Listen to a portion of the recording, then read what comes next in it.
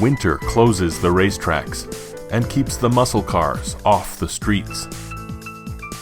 But plenty of cool things are still happening inside Nick's garage. On top of customers' jobs, Nick's brothers have got some things for him to do in the off-season, like the shifter in Phil's quarter-mile Camaro. We got a turbo-action shifter here, and my brother wants the air shifter to work with it, but the most complicated part is he wants the original console in place also, which you have a race shifter with an original console and make the car look original, stock form. Custom work in his brother's cars isn't easy, but Nick has always been close with his family, so he makes the time. And he's got some great young mechanics helping him out in the shop. This specific formula, which you have to follow for different applications. Vasily's in the engine room, putting together some big flat-top pistons for a 440.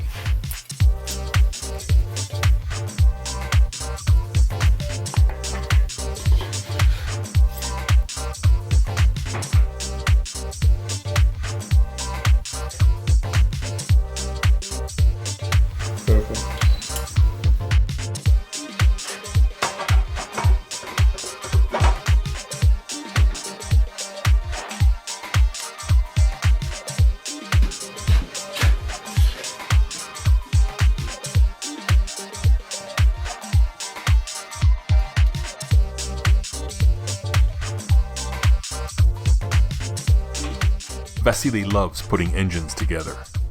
He says he finds it relaxing. And the way things are going at the shop lately, he's going to have a lot to be relaxed about. There are over a dozen mills in the shop to be rebuilt. And today, new mechanic Oliver is taking apart his first ever Buick 455. Okay, it's sitting on a little pin, right? So just wiggle it a little bit, just pop up. Okay. Don't go on an angle. That's it. Look at that. This is original. Look at that. This is really bad. All that gum. Nick, Val, and Vasily are all there to give Oliver a hand and share their experience as the old engine comes apart and gives up her secrets.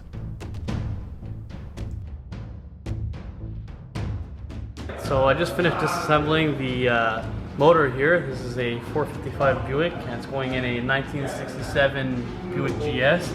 Nick asked me to take it all apart. Here we are, and now we're ready to start rebuilding it. Can't wait to tell my girlfriend and my mother and all my friends.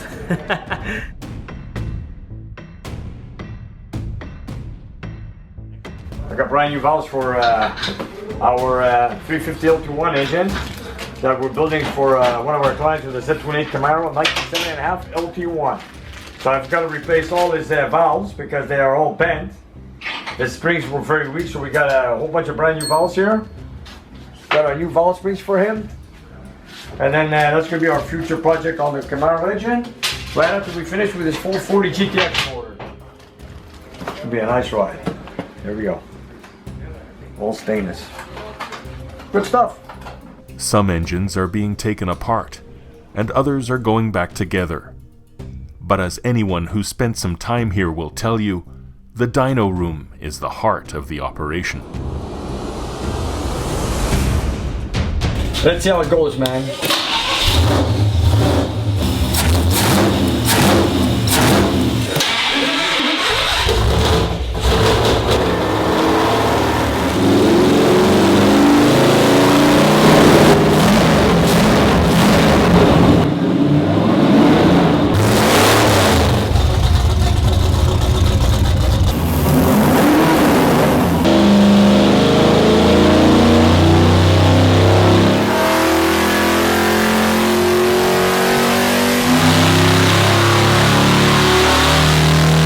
Everyone loves to watch as a power plant gets bolted to the dyno and then wound up to the red line.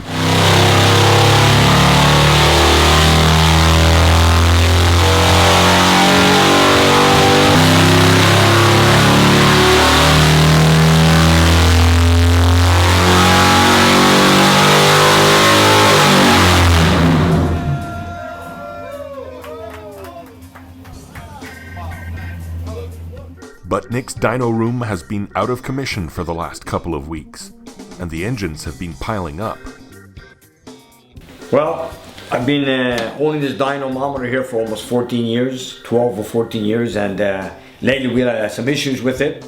We have the absorber, which is this unit, which works on water, and we had a problem with the seal inside and the propeller, and for that reason we lost water pressure. It's like having a loose clutch, slipping, and it just revs up free. Right there we knew that there was something wrong with the dyno, so we had to stop everything and look into it, see what was going wrong. We took apart the absorber and we found the issues with the seal on the propeller. And I noticed that when I took out the propeller from the absorber, that this here was hitting the cover.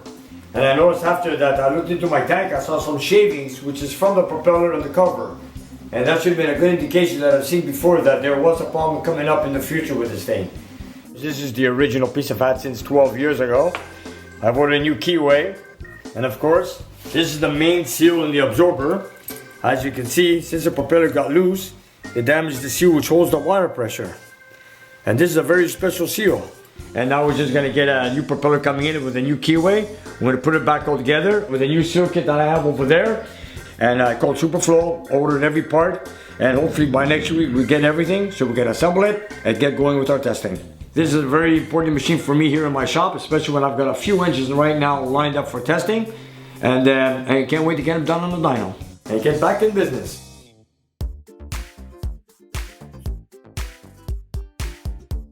I've got a client of mine that brought in a 440 1967 GTX 440 high performance engine, which is the closed chamber design motor. So he wants us to restore it back to original as it came from the factory. So we located an original camshaft.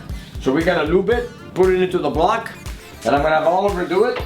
Another new guy wants to learn the old school engines. And here you go, Oliver. Take this, lubricate every lobe, okay, the gear, and then we're gonna slide it in there. So go ahead.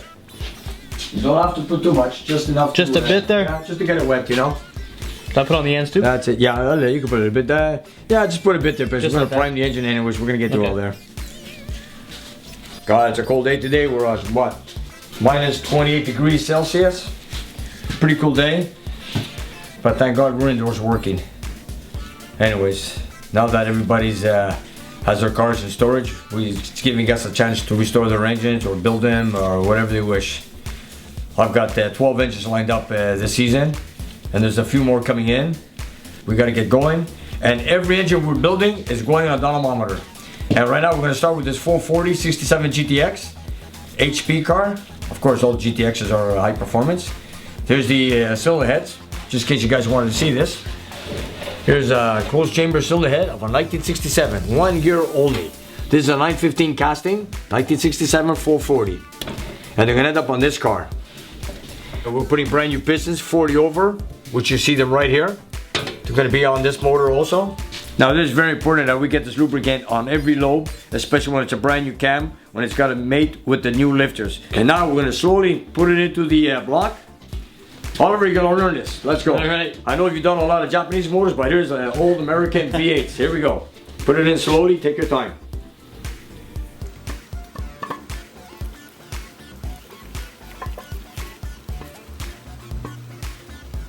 Yeah, pick it up in the back. That's it.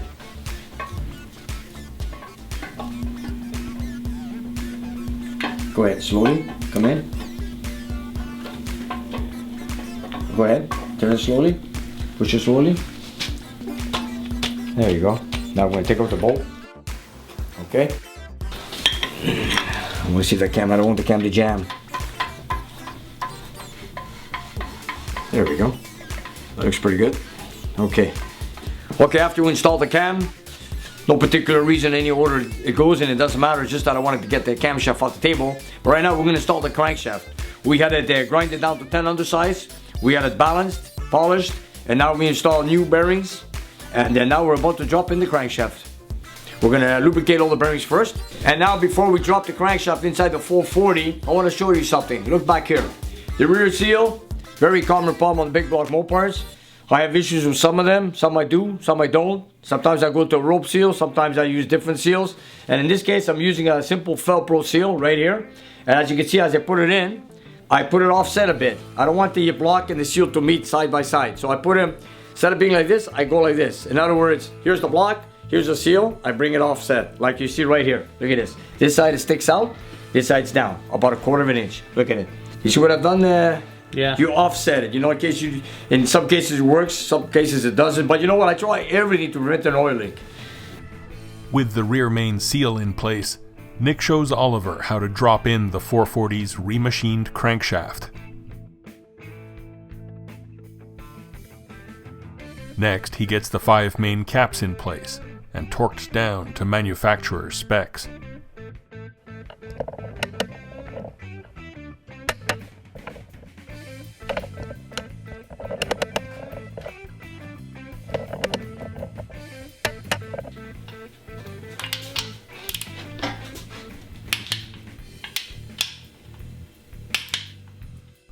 Nick installs the other half of the rear seal and checks his young mechanic's work.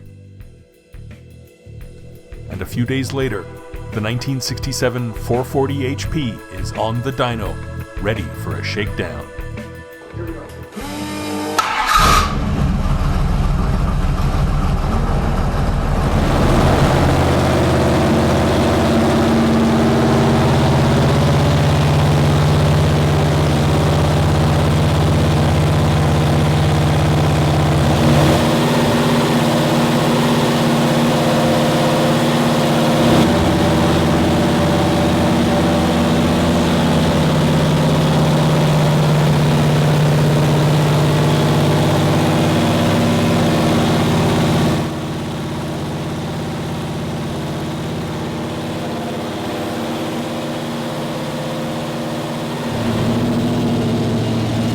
Nick wipes down the pan under the engine before making any pulls.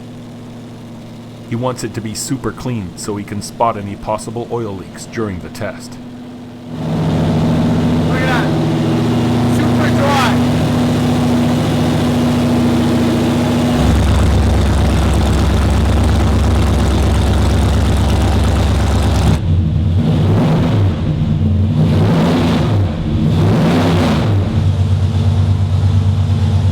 Bring down the RPM, get the idle. I want the water to run at 180 degrees Fahrenheit. Bring the oil temperature up. Then we're going to make a test to see if the rear seal is going to hold. Remember, we had it offset 1/4 inch. This is the engine.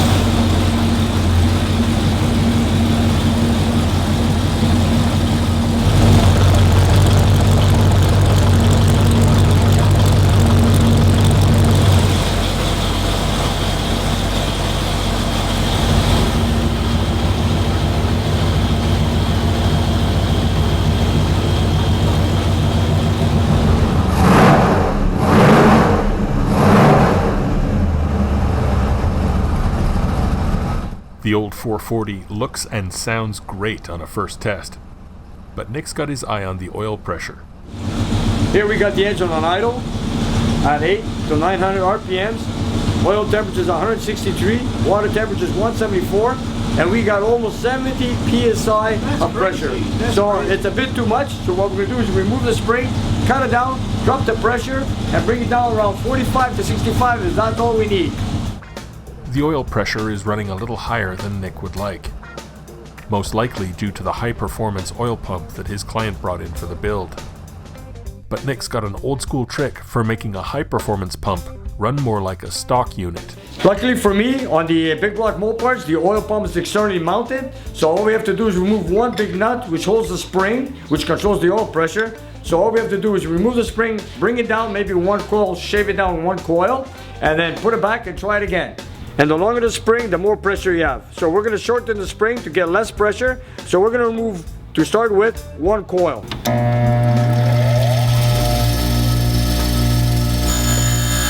Out of the factory, Chrysler's Big Block 440 made 375 horsepower, more or less.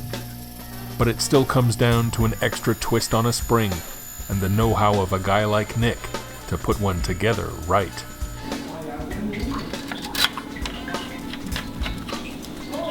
Couldn't be easier.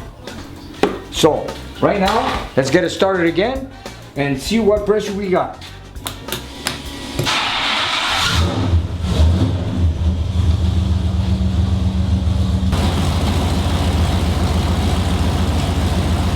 Our normal barometers, we've got our water temperature 175 at 850, 870 RPMs. The oil was nice and hot at 160 degrees, and this is exactly what we want, factory specs. So right here on idle, we got 59 PSI, which is perfect. So let's just make another test to make sure our rear seal does not leak. So here we go.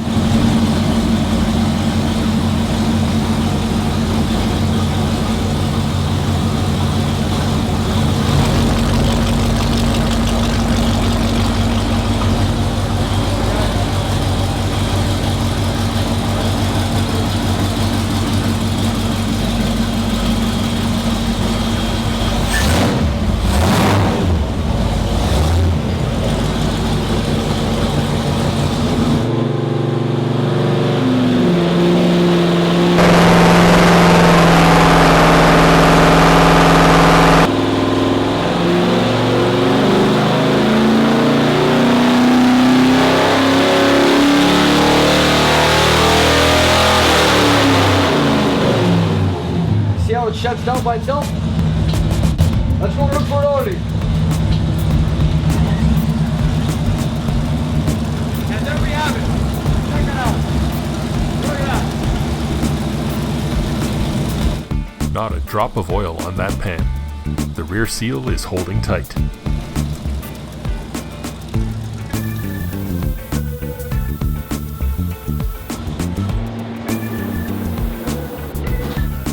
And now I'm waiting for my client to come in with his original carburetor, his dual point distributor, and his exhaust manifolds so I could do the test with all its original pieces before we install them into the car. In essentially stock form, with Nick's test headers and carb, the old 440 belted out 381.9 horses and an absolutely tire-melting 509.3 foot-pounds of torque. And it's been a while since we had our dyno running, and here we are in full force. And it's a pleasure to be back in here making noises, and this is my favorite part. I see you viewers also like it. A lot of people like to ask me questions about the dynamometer. And here we are back in action. We got one engine build out of so many I've got lined up. Can't wait to get them all started and get them all through the dynamometer. Thanks for watching. We'll see you next time.